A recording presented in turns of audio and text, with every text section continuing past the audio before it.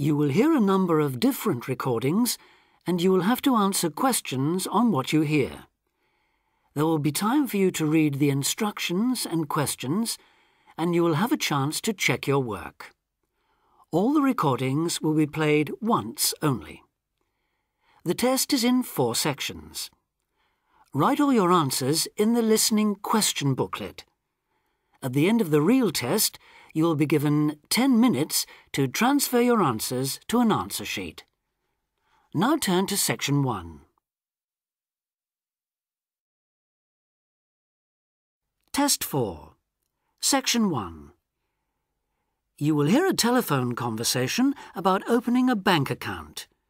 First, you have some time to look at questions 1 to 7.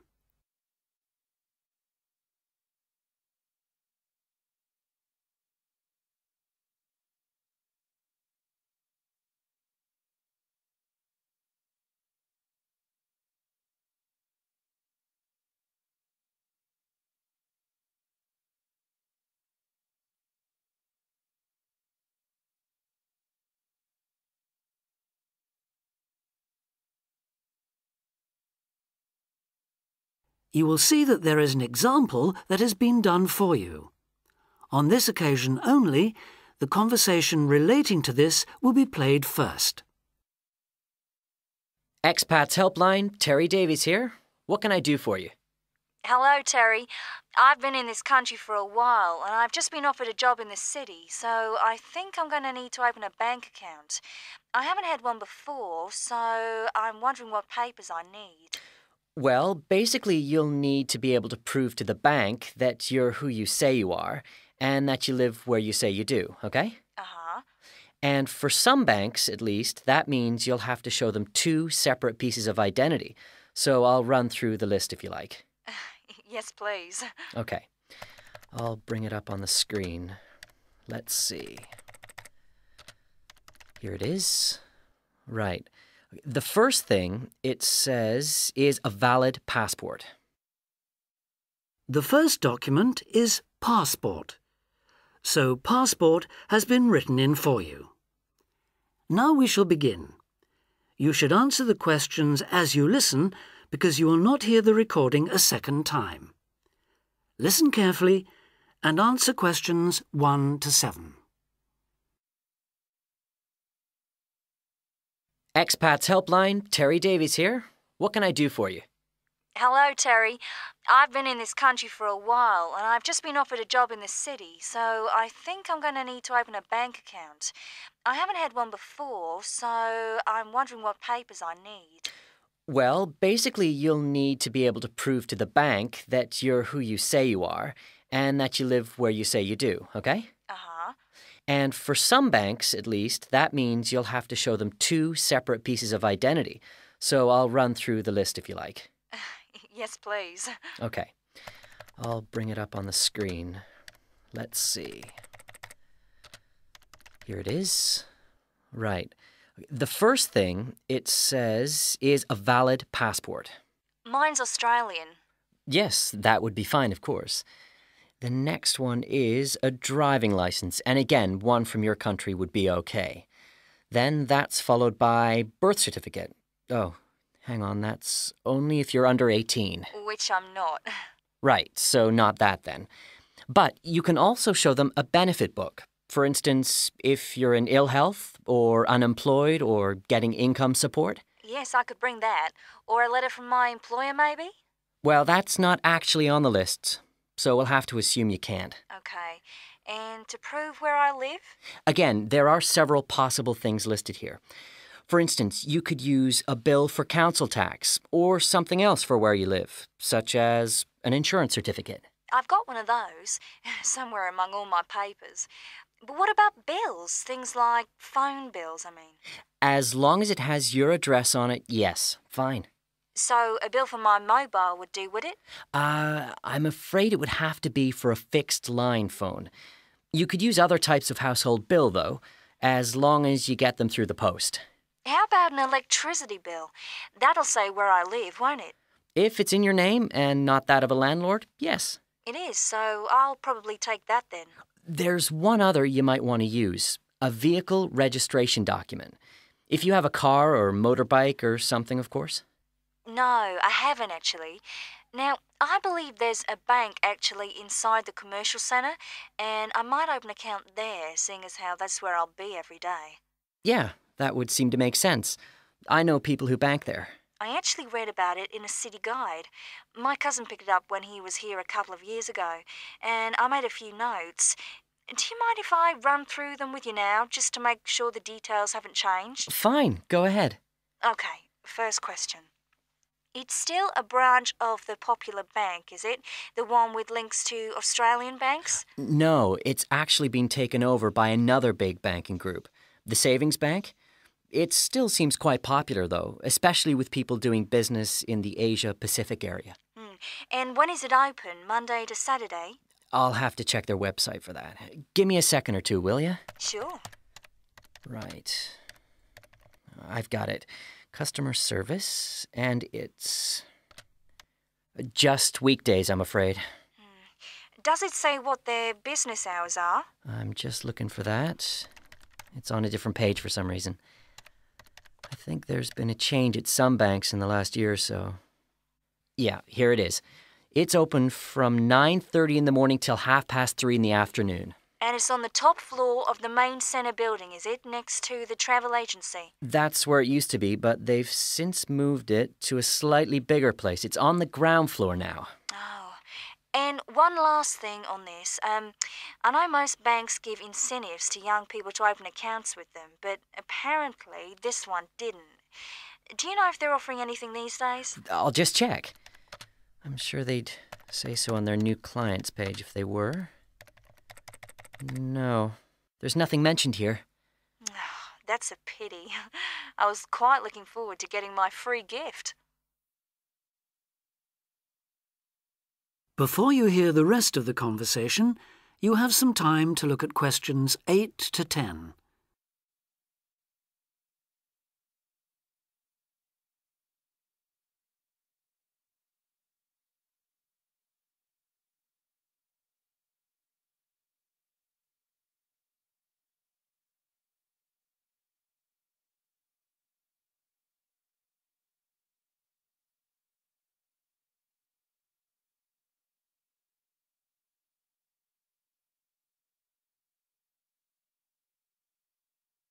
Now listen and answer questions 8 to 10. There are plenty of other banks within walking distance, you know. It may be worth shopping around to see what they've got to offer. Longer opening hours, including Saturdays, perhaps less crowded. Can you tell me how to get to a couple of them? I know where the commercial centre is, so that's probably my best starting place. Sure. For the Royal Bank, you need to turn left when you leave the centre, go along Market Street past the post office, and turn left up Bridge Street past the Shaw Theatre. Then you take the first right. You'll see an internet cafe on the other side, and the Royal is just a bit further along on the right, directly opposite the Park Hotel. Okay, I've got that. What about the Northern Bank? For that one, you turn right as you come out of the centre and go along Market Street until you come to the junction with West Street. There you turn right again and carry on up as far as the next junction where you take a left. You'll see the bank from there. It's the third building on the right. Fine. And the last one, the National Bank? You can go either way from the centre, really. Up West Street or Bridge Street and then along past City Hall. The bank is on the other side of the road, right next to the tourist office. You can't miss it. Great. Thanks a lot for your help. Anytime. Bye. Bye. That is the end of section 1.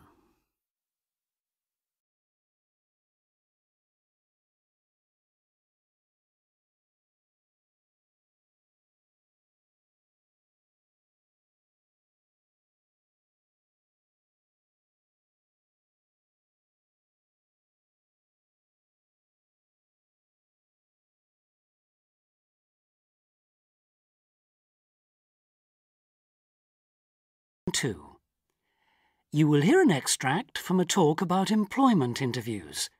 First, you have some time to look at questions 11 to 14.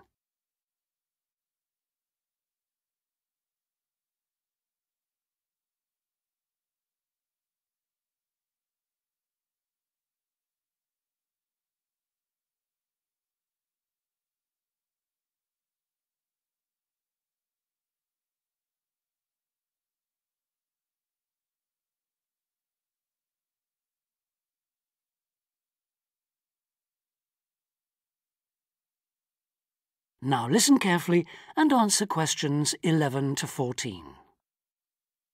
Today I have with me Sandy Richardson of the local Workforce Center, and she'll be talking about that critical step towards the goal of employment, the interview. Sandy, what is an interview for, and what's the best way to approach it? A job interview is simply a meeting between you and a potential employer to discuss your qualifications and see if there is a fit. The employer wants to verify what they know about you and talk about your qualifications. If you have been called for an interview, you can assume that the employer is interested in you. The employer has a need that you may be able to meet, so it's your goal to identify that need and convince the employer that you're the one for the job. As everyone knows, interviews can be stressful, but when you're well prepared, there's no reason to panic.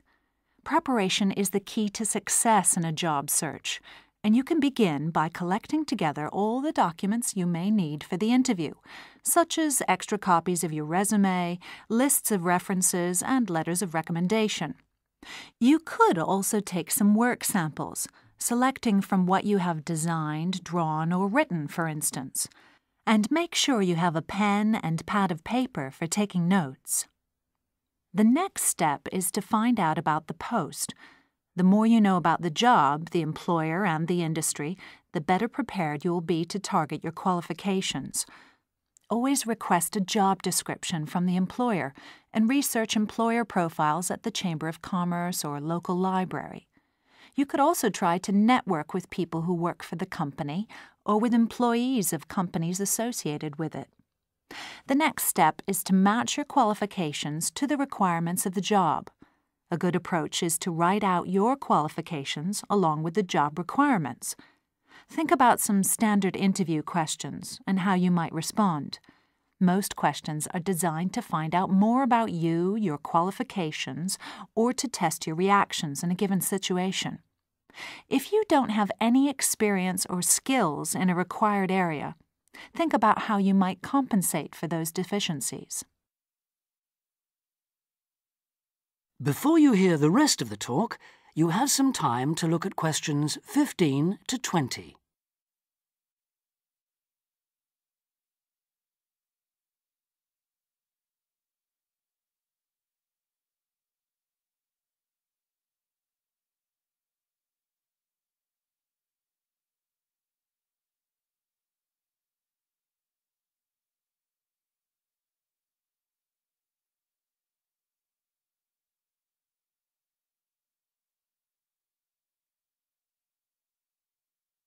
Now listen and answer questions 15 to 20. During an interview, it's important that you be yourself. Get a good night's sleep and plan your travel to be there in plenty of time so that you're not arriving out of breath with 30 seconds to spare. Don't, though, present yourself for the interview too early, 10 minutes at most. In the interview, listen carefully to each question asked. Take your time in responding and make sure your answers are positive. It's important to express a good attitude and show that you're willing to work, eager to learn, and are flexible. If you are unsure of a question, don't be afraid to ask for clarification. In fact, it's sometimes a good strategy to close a response with a question for the interviewer. In general, focus on your qualifications and look for opportunities to personalize the interview.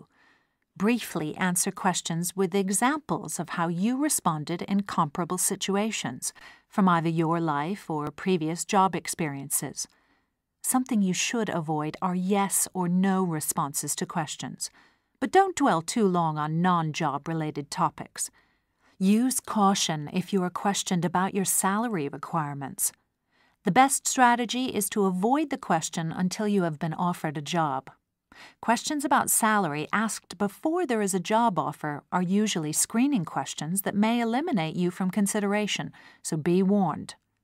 On the other hand, it isn't inappropriate to show your enthusiasm if your first impressions of the interview and of the employer are good ones. So, if the job sounds like what you are looking for, say so. Keep in mind that the interview is not over when you are asked if you have any questions. Come prepared to ask a couple of specific questions that again show your knowledge and interest in the job. Close the interview in the same friendly, positive manner in which you started. When the interview is over, leave promptly. Don't overstay your time. Think about the interview and learn from the experience. Evaluate the success and failures. The more you learn from the interview, the easier the next one will become. You'll become much more confident. To close, here are a few more tips. First, maintain good eye contact throughout the interview and be aware of nonverbal body language. Second, dress a step above what you would wear on the job. Go to the hairdressers, have a shave, etc. Remember that your appearance is a key indicator of whether you have the right attitude, so it can pay to give some thought to how you look. And finally, don't be a clock watcher. That is the end of Section 2.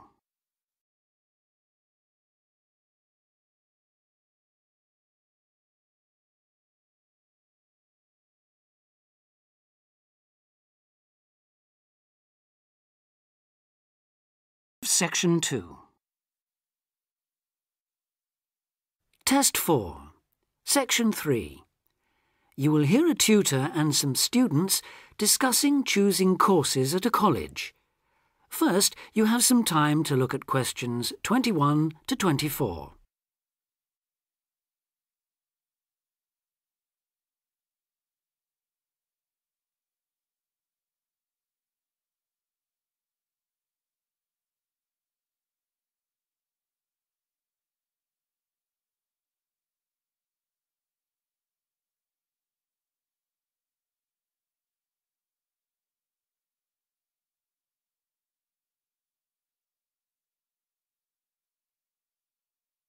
Now listen carefully and answer questions 21 to 24. As you know, this week you choose your modules for the first year of study. So this introductory meeting is aimed at helping you make informed choices. I think the best way to do this is on a question and answer basis. So who'd like to start? Pat? Yes. There's something I've been wondering about. Will my choice affect my career opportunities? Well, for most students, the choice of Level 1 modules won't be crucial in terms of a later career. In fact, many graduate-level jobs will accept graduates from a range of degree courses. Employers will often be at least as interested in how well a student has performed academically and how the whole experience of university has developed the student as a person, as in the detail of the course options chosen.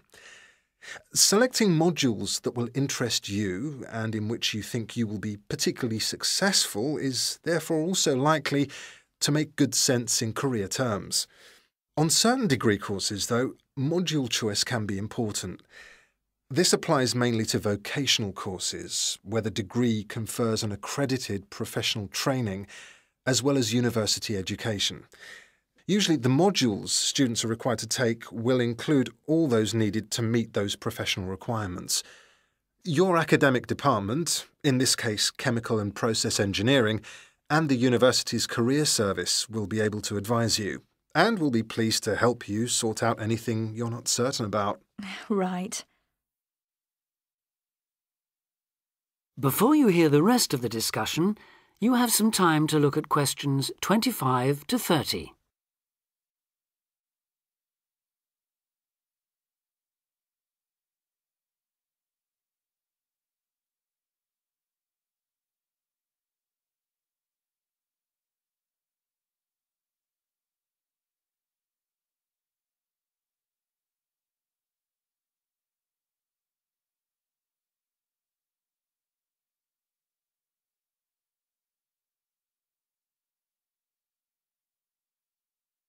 Now listen and answer questions 25 to 30. I'd like to ask a few things about the Applied Chemical Engineering module. Fine. What would you like to know? Well, apart from the work on practical engineering, what other topics are covered? Some that might surprise you. One that students always seem to like includes interviewing techniques, presentation skills, and producing written reports. They sound interesting. How are they taught? Through lectures, practical classes, and personal tutorials. Applied chemical engineering lasts all year, of course, so there's plenty of time. And what about assessment?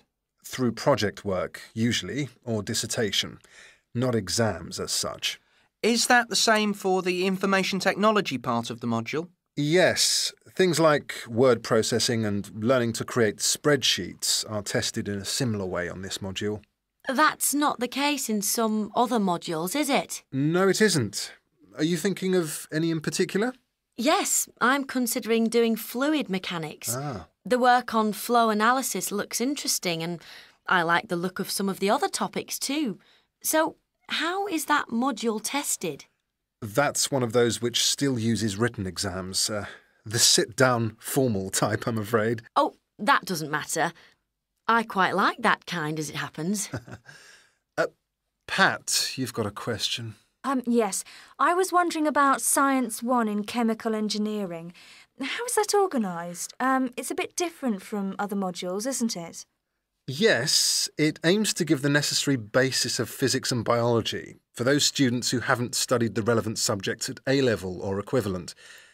In practice, it means that students who have already studied physics are excused the physics lectures, while those who've done biology are exempt from attending the biology lectures.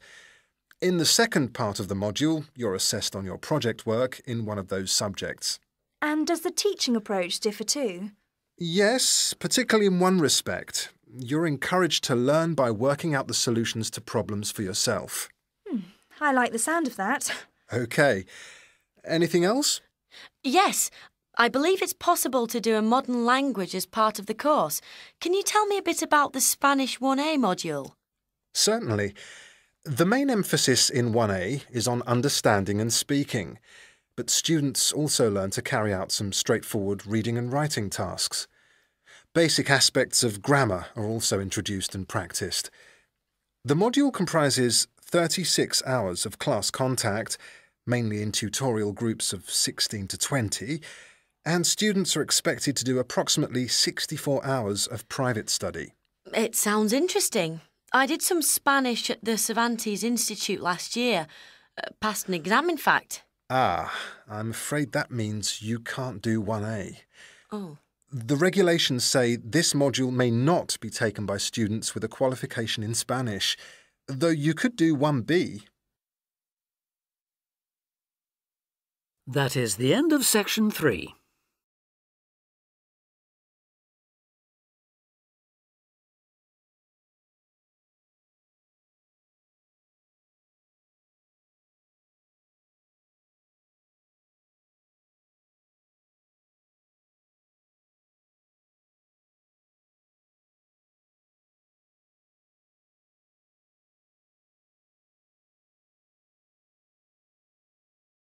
Test 4. Section 4. You will hear part of a lecture about a crater in Australia. First, you have some time to read questions 31 to 40.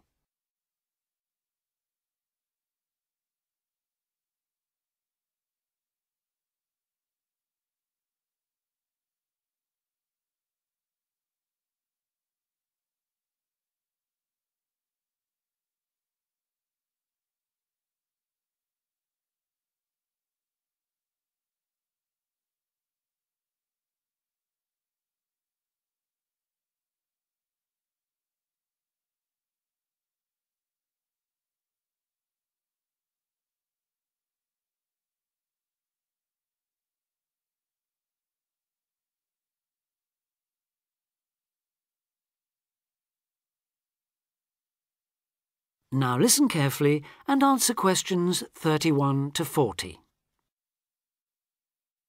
Lake Acraman in South Australia is Armageddon for the purist. No other meteorite impact on Earth has stamped the surrounding rocks with such an abiding, unequivocal geological record of collision, earthquake, wind, fire and tsunami, the giant waves formed by major Earth movements. The story it tells is elemental, without dying dinosaurs or even Bruce Willis to complicate its simple message of destruction. First, the numbers. About 590 million years ago, a rocky meteorite more than 4 kilometres across and travelling at around 90,000 kilometres an hour slammed into an area of red volcanic rock about 430 kilometres northwest of Adelaide. Within seconds, the meteorite vaporised in a ball of fire, carving out a crater about 4 kilometres deep and 40 kilometres in diameter, and spawning earthquakes fierce enough to raise 100-metre-height tsunamis in a shallow sea 300 kilometres away. Ancient, stable and unglaciated, the bedrock of Australia preserves some of the most photogenic impact craters in the world. Acraman is not one of them. 500 million years of erosion has taken its toll. A salt pan surrounded by low hills is all that remains to mark the site of the cataclysm. The true nature of the place dawned on geologist George Williams of Adelaide University in 1979. Gazing at a sheaf of newly acquired satellite images, he saw the small circular shape of Lake Acraman surrounded by a ring of faults and low scarps 40 kilometres across, and an outer ring twice this size. A year later, he made it to the site. On islands near the centre of the lake, Williams found bedrock shattered in a conical pattern that experts consider a sure sign of a meteorite impact. Except for a crater, which had long since eroded, the area was a textbook example of an impact site. In 1985, further intriguing evidence turned up. Vic Gostin, another Adelaide geologist, had been studying a thin band of fragmented red volcanic rock in 600-million-year-old shale in the Flinders Ranges, more than 300 kilometres east of Acraman. To his bewilderment, the volcanic chunks turned out to be 1 billion years older than the shale. Where had they come from? Comparing samples, Gostin and Williams found that their rocks were identical. The red rock in the Flinders Ranges had been blasted there from Acraman. Later, the same material turned up at sites 500 kilometres from Acraman.